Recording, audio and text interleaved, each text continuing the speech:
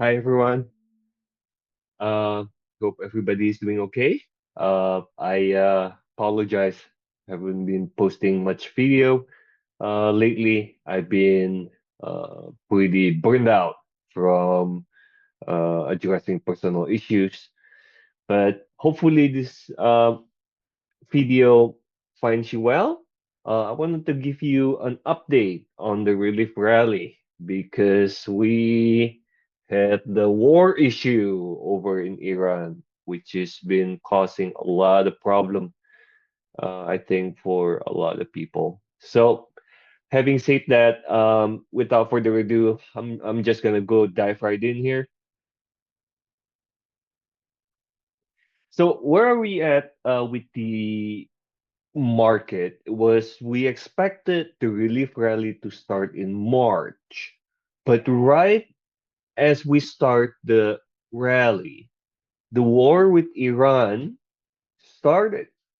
And it brought a third component that kind of complicates everything um in the rally. Okay, the market got confused and got sidetracked. Okay, and the war with Iran basically brought in oil, okay? Oil spikes, okay?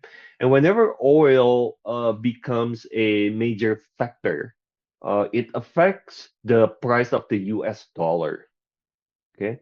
The reason we have stability for so long since World War II was because the combination of oil and dollar, called petrodollar, has been the main currency of how capitalism work around the world.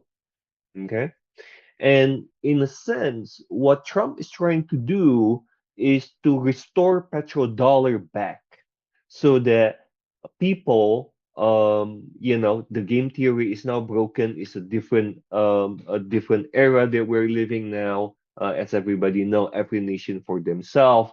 Wars all over the place. People started to challenge the authority of the United States, and so Trump wanted to prove America still got it. America still got it. And the way he does it is via war with Iran, via war with Venezuela, and basically say we control oil. So petrodollar needs to come back. You guys need to start using US dollar again. US dollar brings a problem, bring problems to gold prices and Bitcoin, because when the US dollar gets strong, okay, and uh it sucks out the liquidity out of the market, and when liquidity is gone, then, as we all know from prior videos, Bitcoin price get affected. Okay, and when that happens, people get confused as to what to do. All right. So here is the plan. I'm going to show you exactly the scenarios and what we're going to do about them. Okay. So there is the Iran war. Scenario number one, the war continues. Horrible for everybody. Okay. What does that mean? There is insurance premium that is just out of whack. Okay, especially on the shipping industries, disrupted logistics on the oil side. It is a supply demand issue now. All right, that's why you see the price of oil going up and down, up and down. And some of you that are gem traders or just traders have been profiting from this up and down movement. And the first scenario that we could think of is the war continues. When it does, the oil price barrel per gallon is the $100. That's a critical threshold. All right. So at that point, when you have $100 per barrel of oil, you basically increase inflation and reduce GDP. and that's really bad for Bitcoin. All right. And ultimately, well, the reason it is really bad is because it is a consumer price through effect. So people, the one who ended up paying for the increased price in oil are everybody that has to live in the world, day-to-day people, consumers, you and I. And when people already are facing difficult economy, where job is being replaced by AI, and it is harder and harder for businesses to make a profit. The first thing to go is Bitcoin, digital assets, okay? Because they have to live first. They have to be able to eat. They cannot eat a Bitcoin. People cannot eat gold, and that is the problem with the war continuing. Okay. And as the oil levels stay at $100, it is you could go to 120, it could go potentially to 200 if it gets really bad. The Strait of Hormuz doesn't open up and get restored, which I don't think is likely, because of scenario number two, which is the end, the war ends quickly. Now we know Trump, President Trump very well by now, right? He likes to do a verbal pressure, try and then escalate the situation. Everybody is panic fear, right? And then he makes a deal. He loves to make a deal, right? The deal, the art of the deal. That is our president's playbook, right? And so, what will happen is immediately you will see if the war ends quickly and a deal comes, then what will you'll see is the oil price will drop very sharp. Okay, it's not a gradual decrease. It's drop, significant drop. Okay, pullback, immediate pullback to the previous level of $85, um, or anything below $90, basically. Okay, um, equities, the stock market resumes as if the war never happens, because people are now more confident. Okay, where confidence is restored to the market, and there is liquidity. And what happened is relief rally continues. And when relief rally continues, it is very likely, uh, well, we do not know this for sure, but in combination with the Fed potentially cutting rates in June, that could be the incentive the Bitcoin needed to push through the levels that we have been waiting for.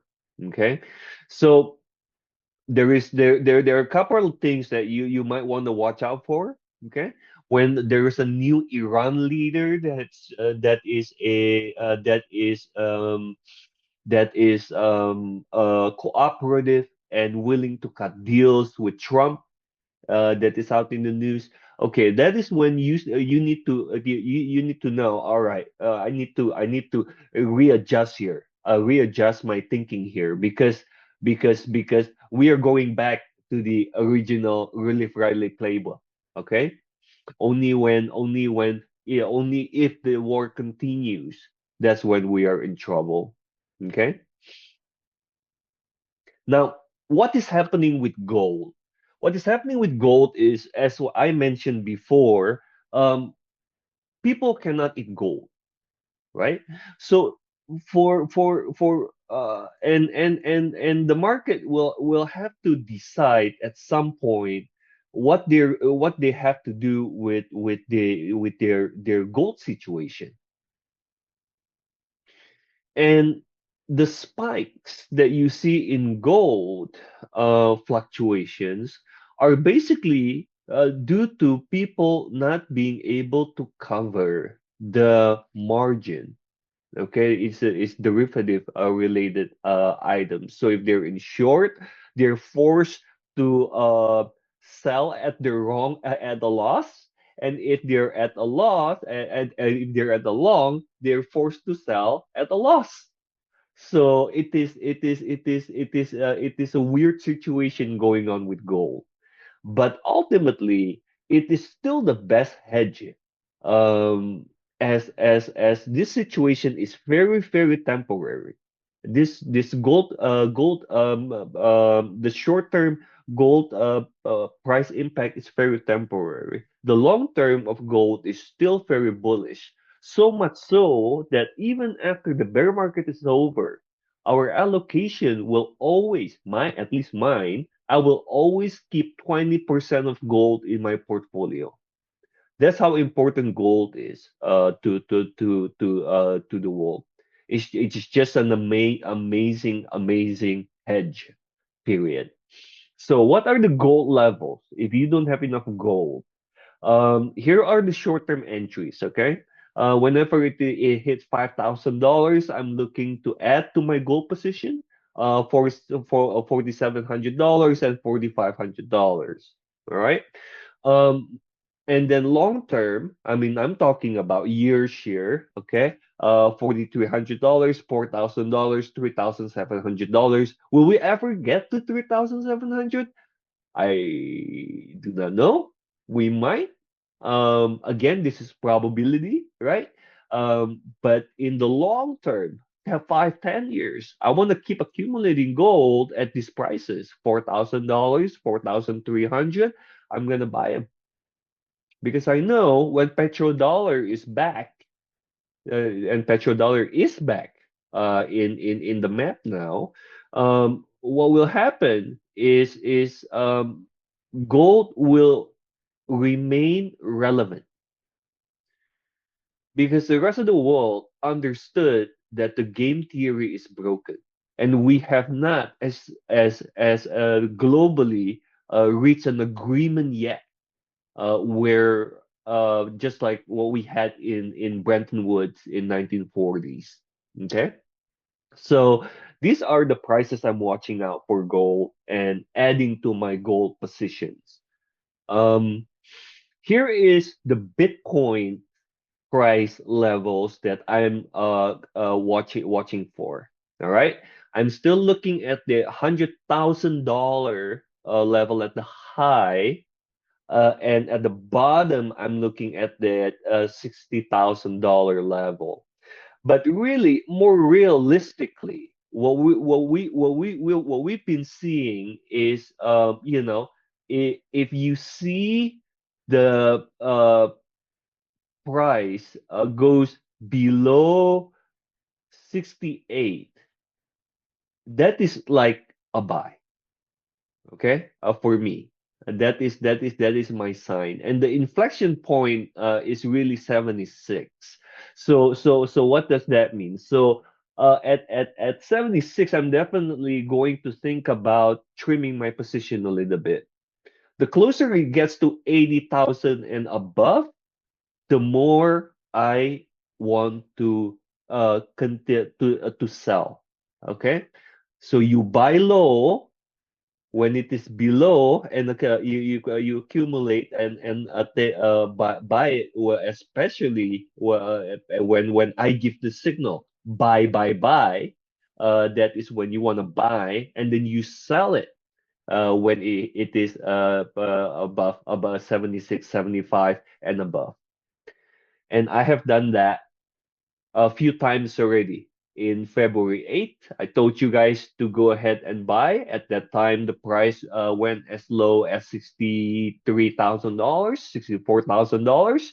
And then just 2 weeks ago, I think I told you guys to sell when the price hit $75,000. And just like that, you basically make a swing. You profit, right? You profit, so you buy low and you sell high. So there's always a way to still make profit. Okay, even if Bitcoin is trending down, you can still make profit. All right. And if you are not following the SFH WhatsApp channel, you should be, because that is when you know I should be buying low. That's when I should be selling high. Okay. I know there's a lot of information there. I try to condense a lot of it. But if you're diligent in following the strategy, you know that you are not losing money. You're actually profiting. And more than that, your portfolio should actually be in positive, because um fact of the matter is, with the last time we spoke, I told you the importance of having gold in your portfolio, right? And if you guys have been continually accumulating gold, your portfolio right now is actually positive, because gold, the performance of gold, basically more than offset, okay, the losses in Bitcoin. Not only that, we also say, you know what? Make sure you open an account at Coinbase, okay? At Coinbase, not just Robinhood, Coinbase, okay? And buy USDC. So instead of putting the money into Robinhood and gaining 4%, now you can go to Coinbase, stablecoin, and buy USDC, automatically get 4%, or we can put it somewhere safe that gets you 10%. Okay. And that's the reason why this year I told everybody to start using Coinbase. We're not using Robinhood anymore. Um, and that's the reason why, because it is really, you guys need to understand that the stable coins are you're going to be the way you accumulate, to you becoming your own bank. The way the traditional bank does things just do not make sense. Okay? They're gonna go away. They're gonna be around for a while. We have no choice but to use them for a while. But ultimately, at the end of the day, I will be able, business to store, consumer to business, will be able to transact without having to use traditional banks anymore. Okay? PayPal has their own stable coin, PMUSD, PYUSD. So I can literally buy all of my stuff using PayPal stablecoin, right? I no longer need to use the traditional bank. And so here is the reality. The whales and the large institutions already collected majority of the available Bitcoin out there. What does that mean? Whatever is left, it sits in your wallet. Okay?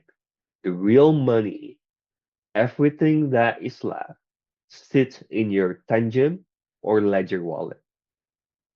Make sure periodically you move them from Kraken, from Robinhood, from Coinbase, wherever you buy the Bitcoin, and send them to your Tangent wallet. Okay? Because that will ultimately act as the currency. That is the future currency. And nobody can touch that money. The bank, the government can take away your money.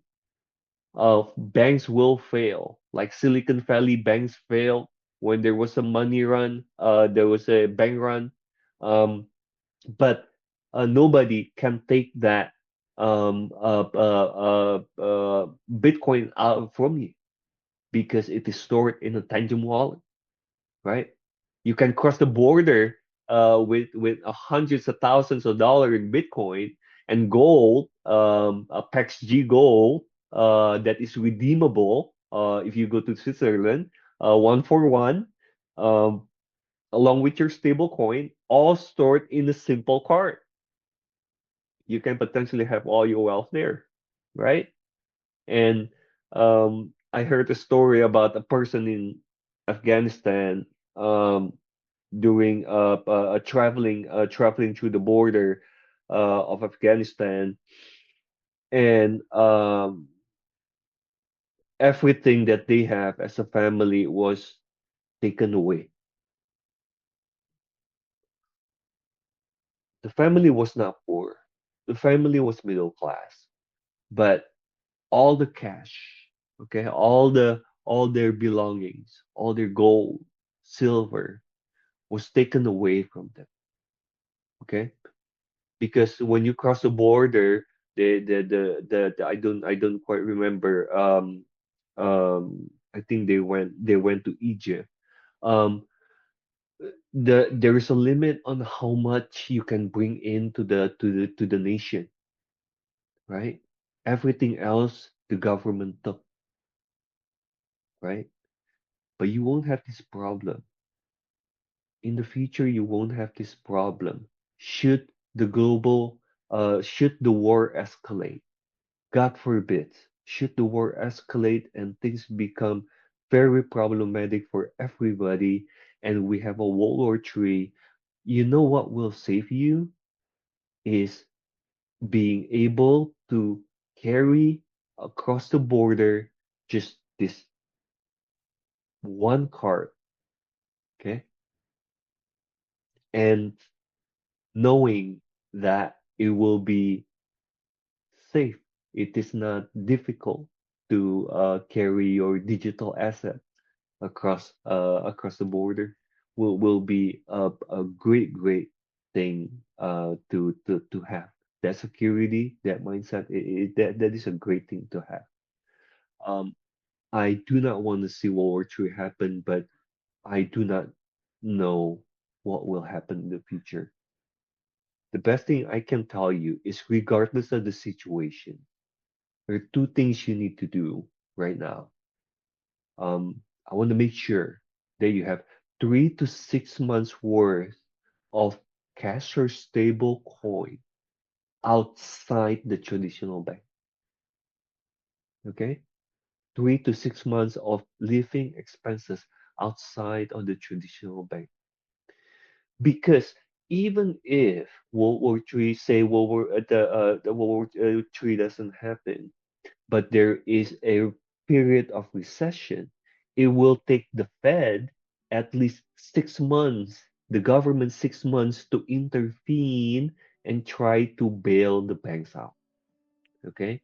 So you need to have 3 to 6 months worth of money set aside so that you can live during that recession period. Secondly, I don't want you to ignore gold, the importance of gold.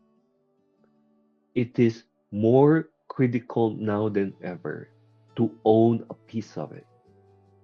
Yeah, some of you like the physical type, some of you like the digital type, some of you prefer the um, the Robinhood ETF, gold ETF, whichever one you pick. Just make sure that you pick the one that is unallocated, so that you can always, for sure that you can always go somewhere and redeem your gold, right? Worst come to worst. Look, I'm not here to scare anybody or everybody. That is not my goal. That is not my purpose. I am here to make sure that we all come out of this on the other side better than we came in. It is it is a jungle out there, and we do not want to be the victims.